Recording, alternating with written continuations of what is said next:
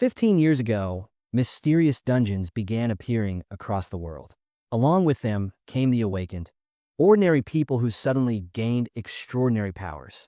Among them was Shiosaki, but unlike the others, he awakened without any special abilities. It was like being the only one who didn't know how to use a microwave after a fierce battle, where he somehow ended up as the last one alive. After a strange twist of fate, Yuya was sent 10 years into the past. If he were clever, he might have taken the chance to invest in companies like Netflix and Apple. Instead, he gained a unique ability that works like a Dark Souls version of Google Maps, giving him information about every dungeon and enemy in existence. Driven by the desire to heal his sister and stop the great catastrophe from happening again, Yuya must surpass his limits and become the strongest awakened of all. But many powerful beings stand in his way, determined to prevent his success. The story begins in Tokyo in the year 2034. Amid chaos and destruction, a wounded boy lies on the ground, mourning his imminent death as if he had lost both the battle and his Wi-Fi. A massive dragon with glowing red eyes steps over fallen bodies and stares him down.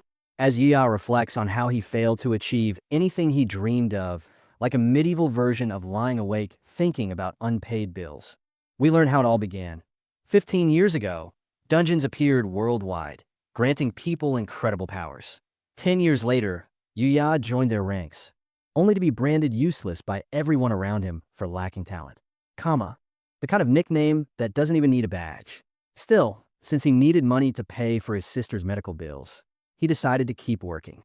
Over time, he studied everything he could about dungeons to become at least a bit more efficient. The problem was that even then, he couldn't compete with those who had real abilities. Now he's about to leave this world for a better one. Somewhere else, a little girl watches the news about the great catastrophe that wiped out 70% of humanity, because apparently there was nothing lighter to show. Staring at the countless bodies scattered around him, the protagonist realizes he's the only one still alive. Just as he's about to give up, he remembers his sister's words asking him to protect everyone, even though she's no longer here. Before his heart stops, the boy bursts into tears, crying in front of Dragon, which is always awkward.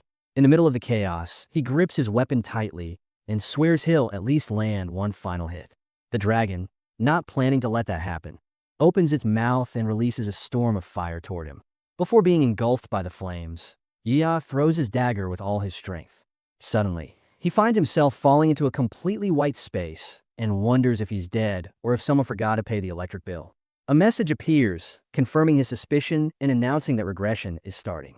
He doesn't understand what that means, but honestly, no one ever does when a random pop-up appears in real life. With nothing else to do, he keeps falling until he vanishes completely. Moments later, he opens his eyes after hearing someone call his name. He's in the year 2024, inside a Class E dungeon. In front of him, a girl asks why he suddenly lost focus, mentioning they're from the same guild.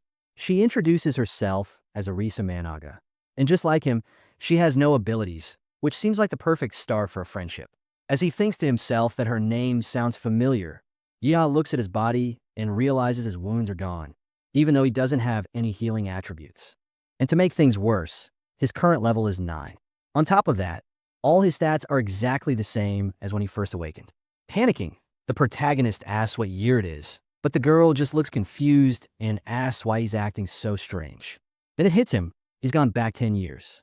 He can't understand why or what that strange voice meant when it said the last eligible candidate had died.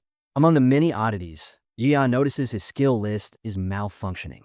Lost in thought, he fails to notice a creature sneaking up behind him until Arisa screams for him to turn around. Grabbing his dagger, he finds himself facing a pack of smaller E-class wolves.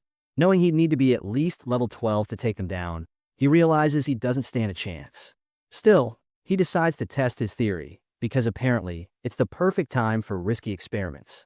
The red-haired girl yells that it's too dangerous and they should run, but Yuya ignores her and charges in. With one strike, he slices a wolf clean in half, something that shouldn't even be possible at the tutorial level. Arisa stands frozen, completely shocked, like someone watching a player beat a game without ever doing the tutorial. Seeing his level increase, Yuya smirks, realizing he was right, and turns to face the rest of the monsters. Grinning, he declares that the enemies finally understand what kind of opponent they're dealing with. The remaining wolves rush at him, but they hit the ground as he leaps back, a move that deserves some epic background music. Thinking quickly, Yuya notices that when the wolves attack together, one always tries to move into his blind spot. All he needs is to locate it. With a swift strike, Shirasaki obliterates the wolf that was about to attack from behind. While the girl still can't believe what just happened, she concludes that Yuya's experience and knowledge must have stayed intact. Confident, he says he can now fight even stronger enemies, even at a lower level, and that leveling up will be much faster than before. Only one wolf remains, but not for long. The protagonist quickly sends it to a better place. A message appears stating that his physical reinforcement skill has surpassed 100% proficiency. Determined, Yuya vows that this time he'll climb to the very top of the Awakened. As the redhead approaches, she asks how he suddenly got so strong. Yuya lies, saying he studied the habits of smaller wolves and that the victory was mostly luck. He can't help but laugh when she actually believes it. The narration explains that magical weapons can be found inside dungeons, and many of them possess special abilities that can be used by their wielders. As an Awakened becomes more skilled, their proficiency increases, eventually allowing them to permanently acquire those abilities. A lifeline for anyone who awakened without talent. Out of nowhere, Kamachi Dichi, the leader of their temporary group, appears yelling and demands to know why the two are standing around. Excited, Arisa proudly explains that the protagonist defeated an entire pack of wolves by himself. The leader scoffs and calls Yuya a loser, claiming the creatures must have been weakened or something. Regardless, he insists they hurry since he found a magical crystal that probably holds something valuable. When Yuya asks about collecting the wolves' magic stones, Kamachi coldly orders him to handle it. Without complaint, Yuya kneels down to start the task, clearly used to this kind of treatment after being labeled talentless for so long. Suddenly, Shiosaki remembers that this expedition was meant to give Kamachi some leadership experience, and that things went horribly wrong last time. Panicking, he runs toward the duo and shouts for them not to touch the crystal. Annoyed, the group leader sneers, asking if Yuya is just jealous, then declares that the item is his. Shouting back, Yuya insists that it's a trap. Trusting him, Mayona tells Kamachi to be careful, but he jerks his hand away and tells her to shut up. Claiming that they should follow his orders, he defiantly places his hand on the crystal. A blinding light bursts out, and Kamachi laughs, saying it wasn't a trap after all, until a massive gray Fong emerges, a rare D-rank monster. The beast slams its paw down, narrowly missing the group, but shaking the ground so hard that everyone falls. Trembling, Kamachi activates his weak point detection skill and tells the monster to stay back, then strikes first. His dagger bounces off the creature's hide and clatters to the ground. Realizing he's outmatched, he yells for the others to handle it and bolts, refusing to die there. Left alone, Yuya understands he's in serious trouble.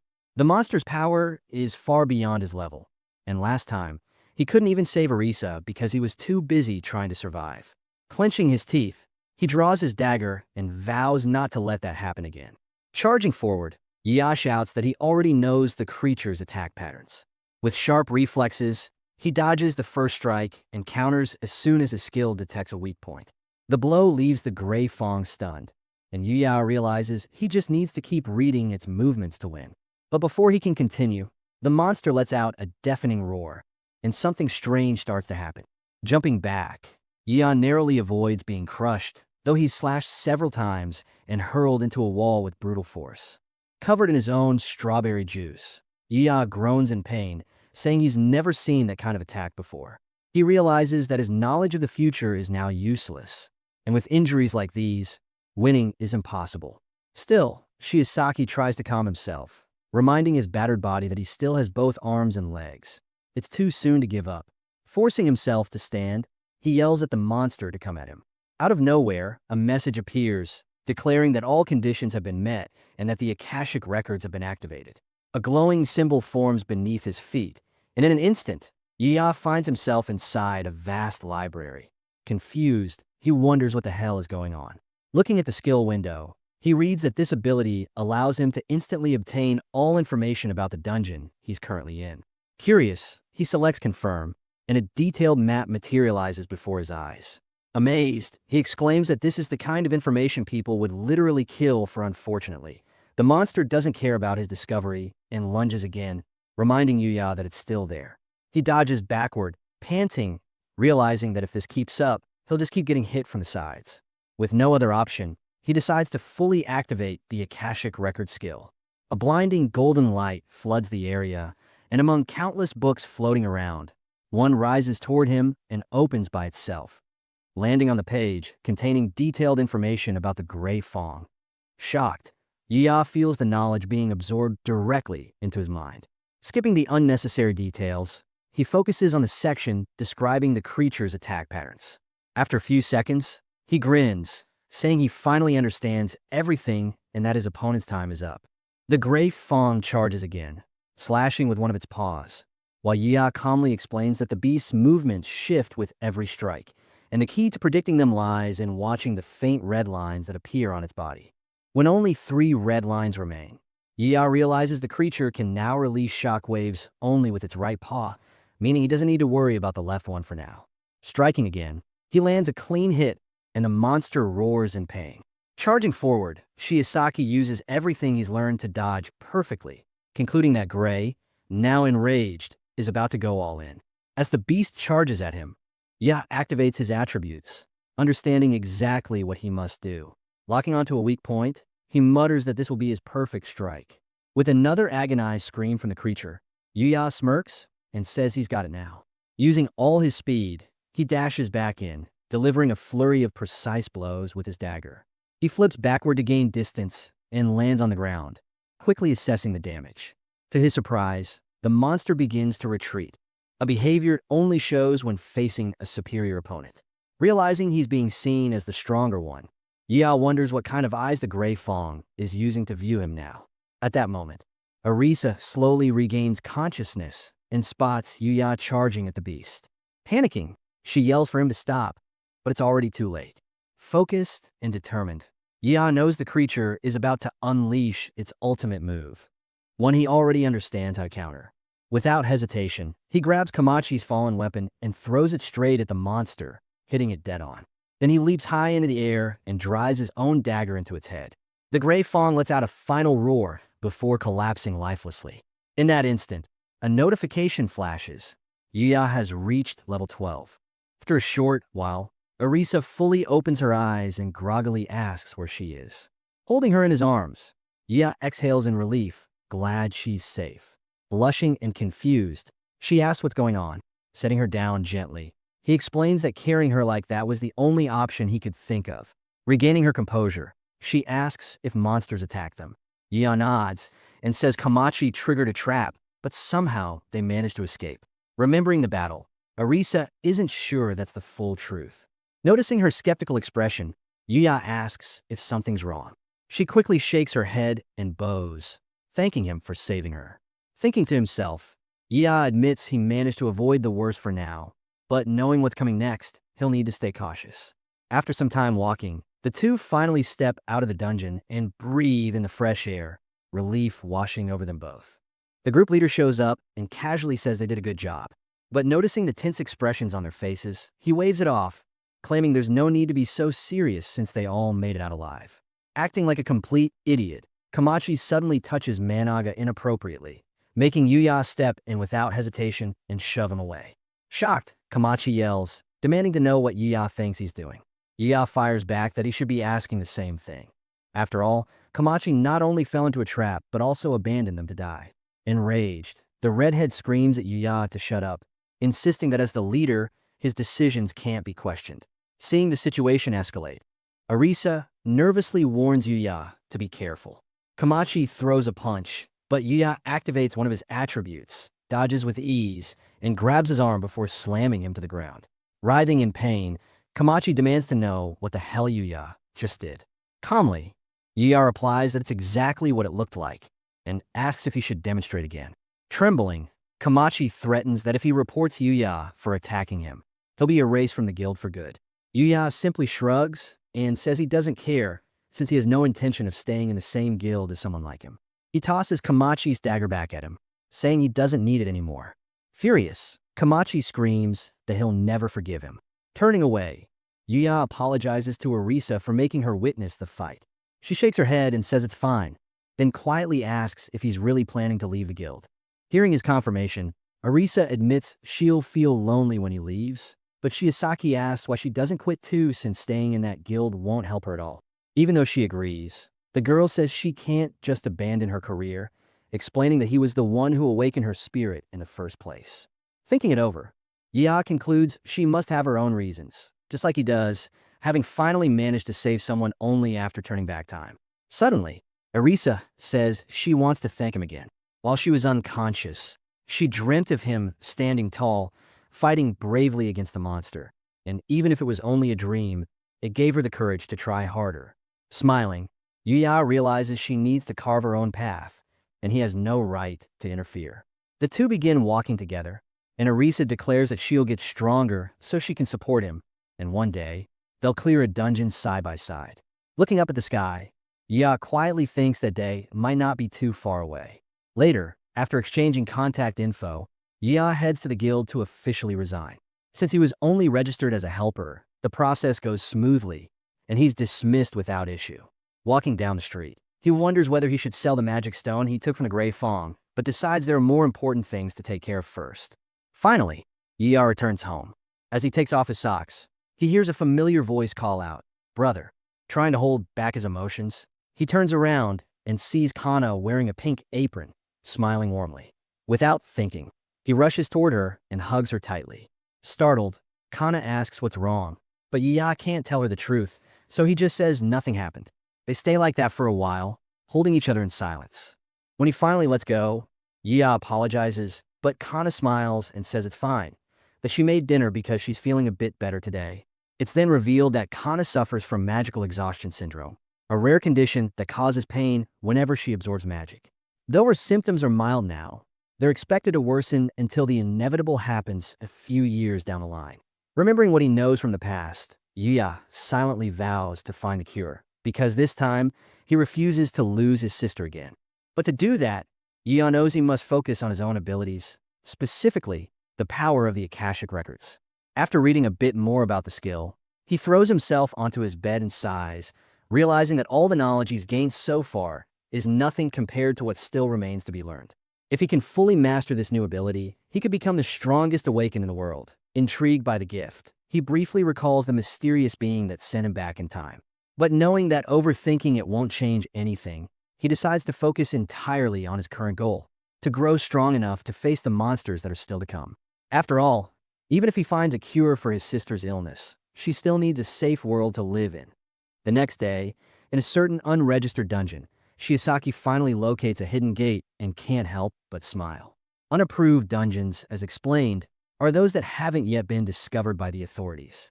When someone finds one, they must report it to the association, which then measures the dungeon's magic levels before assigning a team of awakened to clear it, always in groups, depending on the dungeon's rank. Ignoring all those regulations, Yuya mutters that it'll be faster to use his knowledge to locate these hidden dungeons alone. Even if something unexpected happens, he can always rely on the Akashic records. Without hesitation, he activates the skill, and a spectral book appears before him. Flipping through its pages, he confirms that nothing seems out of the ordinary. But before he can relax, a group of D-rank skeletons materializes from the shadows. Snapping the book shut, Yuya draws his dagger and charges forward, ready to begin the cleanup. Confident in his current strength, he knows that against enemies like these, this time, he can handle it. Delivering more blows, our boy decides he will keep that pace until he levels up. He keeps doing this for a few days and begins facing harder dungeons as he grows stronger. In just 3 days, the young man clears 3 dungeons and reaches level 24. Observing the skill panel, Yuya realizes he needs more skills since as he faces stronger enemies, the power gap keeps increasing. Without enough magic stones, he decides to spend more time gathering funds. But when he sees an analyzer necklace for sale, he realizes he might finally be able to use the item. The next day, we are taken to the auction of magical tools, where to participate it's necessary to show an awakened card at the reception. A woman asks if the protagonist is part of the Eclipse Guild. Denying it, he says that for now he isn't affiliated with any organization. The receptionist then says that in that case, he needs to wear a different sticker before entering. A blonde girl nearby watches their conversation and wonders if the boy is really an E-rank unaffiliated who was once in the Eclipse Guild. Inside the auction hall, Shiosaki realizes it will take a while until the magical item he wants appears. Approaching, the same young woman from before asks if the seat next to him is free. Looking at the sticker on her jacket, the protagonist wonders how a D rank can be unaffiliated. Once seated, the girl asks if he has ever been part of the Eclipse Guild. When he confirms, she says she asked because the guild is one of the rising ones, so it's strange for someone to leave. Being honest, Yuya says that the guild values strength above everything, which isn't good for someone without natural talent. Embarrassed, the girl apologizes for the question, thinking the rumors were true. Realizing she hasn't introduced herself yet, she says her name is Noa Hoziawa and that she also doesn't belong to a guild. Smiling, the protagonist introduces himself as well. After some time, the moment for the analyzer necklace finally arrives, and the auctioneer announces that the minimum starting bid is 500,000. The awakened attendees start murmuring, saying they've never heard of the item and that it isn't worth such a price. Thinking about it, Yeon notes that magical items shouldn't belong to just one person since their value increases as they gain more skills. So, having multiple users with the same skill is actually beneficial, especially in battles. The blonde girl comments that the seller is being greedy, but she's caught off guard when Yuya raises his hand and makes the first bid. Everyone around begins to question if the skill in the item is even worth it. While Noah tries to convince him to stop, Yuya doesn't care. He simply smiles as the auctioneer strikes the gavel and declares him the new owner of the necklace. Annoyed, the girl tells him to be more careful with his choices, even if he's eager to gain new skills. Holding the item, Yuya calmly says it's fine, thinking that the skill is worth far more than the 500,000 he paid. Suddenly, both of their phones buzz with a message. After reading it, they say goodbye and head their separate ways. The next day, we learn that the message was from the association calling for recruits for a dungeon exploration. It specifically asks for unaffiliated awakened and offers special bonuses for participation. Having spent a lot of money the day before, Yuya decides to accept and quickly arrives at the gate of a D-class dungeon where other awakened are already waiting. As he approaches, he's surprised to see Noah, who smiles and says she didn't expect him to be the last one to show up. Narasaka, a level 26 awakened, asks Yuya if he knows her, and Yuya confirms that they met by chance the day before. A young man with green hair says that since everyone is present, they should begin the exploration. Because Yuya's rank hasn't been updated yet, he's assigned to carry the luggage for the higher rank members. Frustrated, but accepting it, he mutters that apparently, he won't get to fight this time. Sometime later, the man in golden armor tells Yuya not to be nervous since he's surrounded by strong awakened, including Noah, who has the magical swordsman skill and is the strongest among them. The group moves deeper into the forest until they come across a Jagorn beetle, an E-class monster. Shouting, Narasaka says they should begin by forming the standard formation, and then he and the red-haired boy charge at the creature. While watching the blonde girl fight, Yuya thinks about how the swordsman skill gives her an additional attribute boost, something rare to gain during awakening. Joining the battle, Hashiwa fires a blast of purple lightning, creating a massive explosion that forces the two in close combat to retreat. Yuya is left speechless by her power. The armored man remarks that he's heard rumors a famous guild has its eyes on the young woman. After the battle, the group continues forward. Walking beside Noah, Yuya apologizes for talking about her without permission. She says she doesn't mind, but it seems like he still has something he wants to ask. Getting straight to the point, Yuya asks if the Eclipse Guild contacted her. Nodding, the swordswoman confirms that she turned down their offer after hearing his story, explaining that she doesn't like guilds that look down on awakened people who lack talent. A bit surprised, our boy simply says he understands. After the conversation, we find out that the team has advanced a bit further until they reach the boss room, which is a D-rank armored mantis. The monster strikes its first blow towards the girl, but Narasaka steps in front. Then the others also advance. The swordswoman says it will be a tough battle, while the armored young man asserts that the creature's speed isn't that impressive. Our boy just watched the quartet deal constant damage to the enemy. And in less than 10 minutes, the mantis was defeated. Relieved, Oshiawa says that the monster has finally fallen.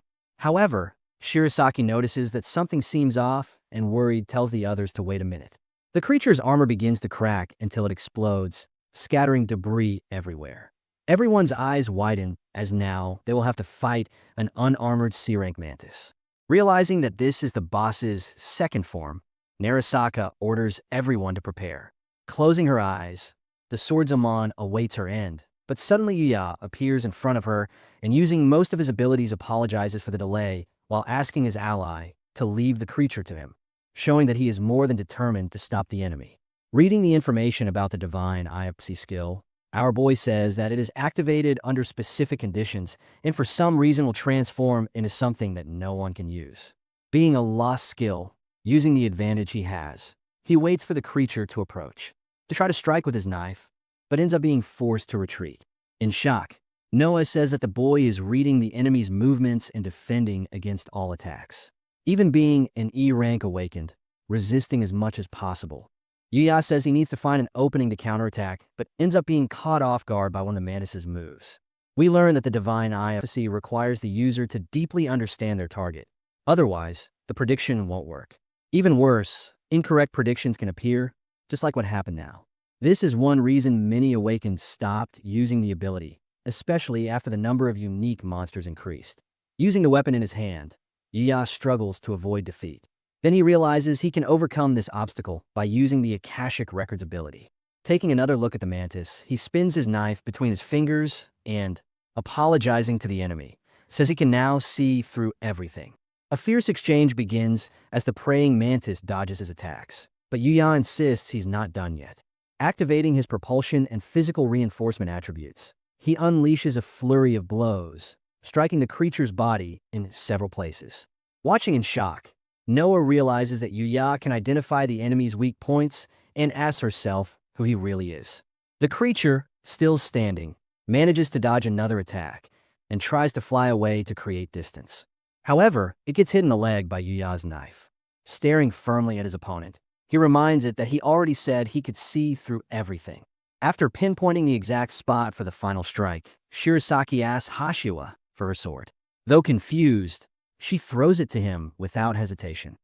As the mantis gets close enough, Yuya swings the sword and lands a clean hit right on its head. Instantly, several level-up messages and notifications about new abilities appear. The rest of the group stands in disbelief at what they just witnessed. Taking the lead, Narasaka asks what happened and if Yuya is truly an E rank.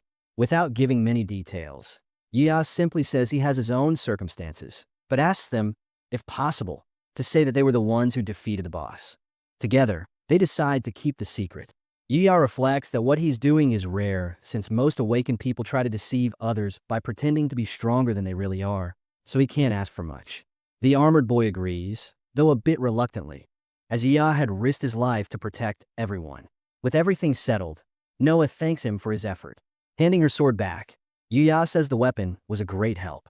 When she praises him, Yuya replies that higher-level awakened could have defeated the enemy much more easily. Hashiwa smiles and says that only makes him more impressive. Realizing how close she's standing, she quickly steps back, explaining that she's fought beside many strong people before, but this was the first time she's seen someone defeat an enemy with such skill and precision. She tells him he should just accept the compliment.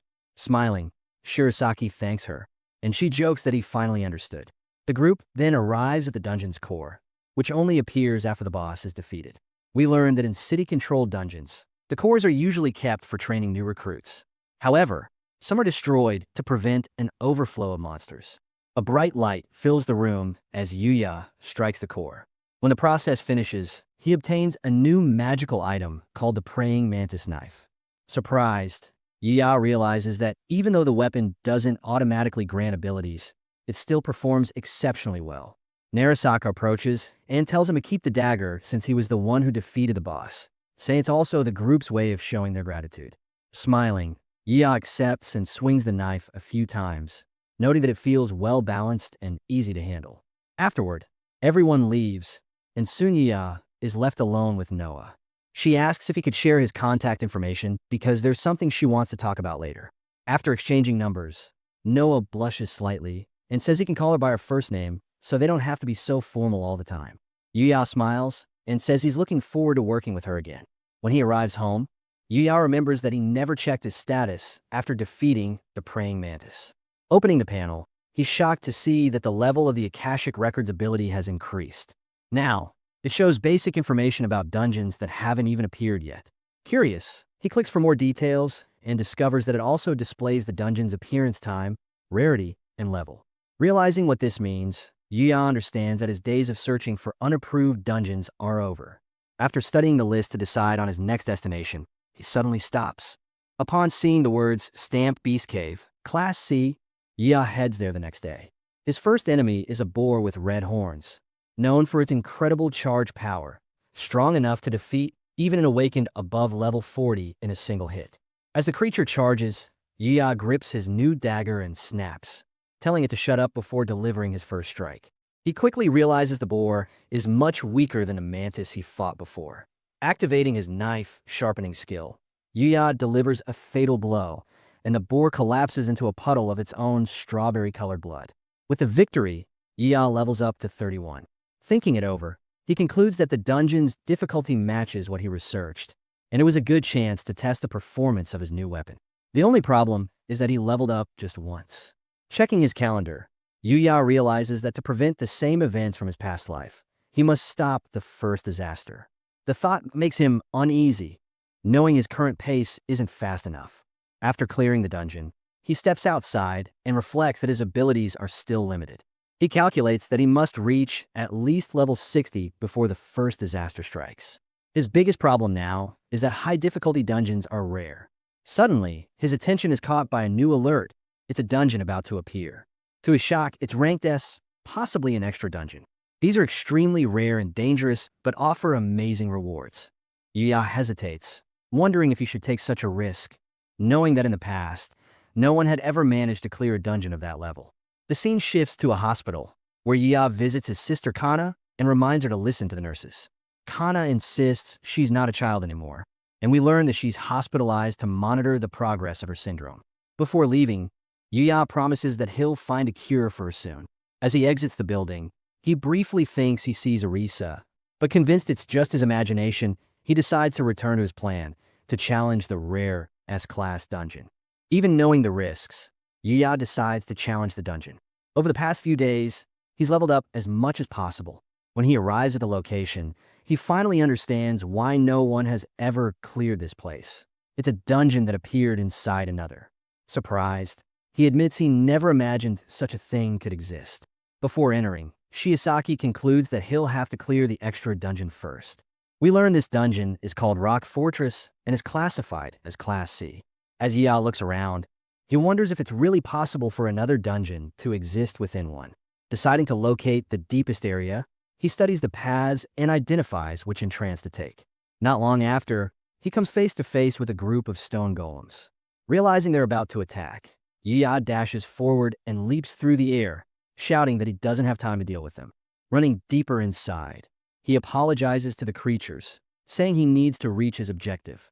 Soon, he arrives at a massive rock wall studded with glowing crystals. Slipping through a narrow crack, Yuya finds himself before the dungeon's boss, a massive, red, C-rank golem. The monster roars furiously and throws a punch, but Yuya swiftly dodges using one of his skills, reappearing in midair before launching his first strike with the mantis dagger. The enemy counterattacks, forcing him to retreat. Even with the difference in level, Yuya quickly determines that his biggest obstacle is breaking through the creature's thick armor.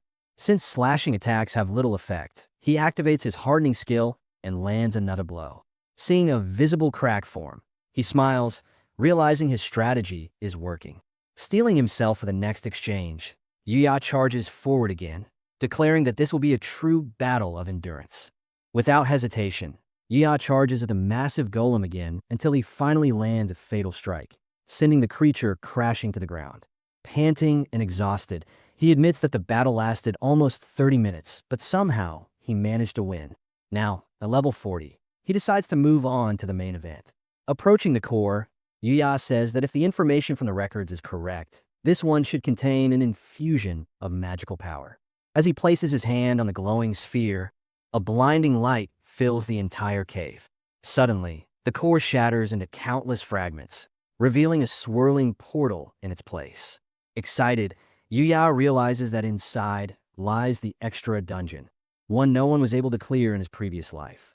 But this time, he's ready to find out what awaits him. Meanwhile, in another location, someone informs Dichi that he has failed for the second time. Desperate, the young man insists there's a good reason. Turning his back, Masaka-run, the master of the Eclipse Guild, asks if that reason is really good enough to convince him. Remembering a certain girl, The leader says she was the first in their guild to possess a unique skill. We discover he's talking about Arisa, who, just a few days after the incident with Grey Fong in that dungeon, finally reached level 10 during another battle, and with that, awakened a unique skill called Almighty Enhancement. She immediately reported it to the guild master, who explained that it occurred because she was naturally gifted, an exception to the usual rule that such abilities only appear when someone becomes awakened. Misaka taught her that natural skills sometimes manifest after reaching a certain level, and that individuals with unique abilities often far surpass others in performance. Realizing he was right, Managa noticed that Arisa's skill not only allowed her to use a wider range of buffs, but also operated on a completely different level, strong enough to get her accepted into a high-ranking party, helping her reach level 26 in record time. The only problem was that Arisa's newfound power stirred jealousy in some people, yet she remained determined to achieve her goals.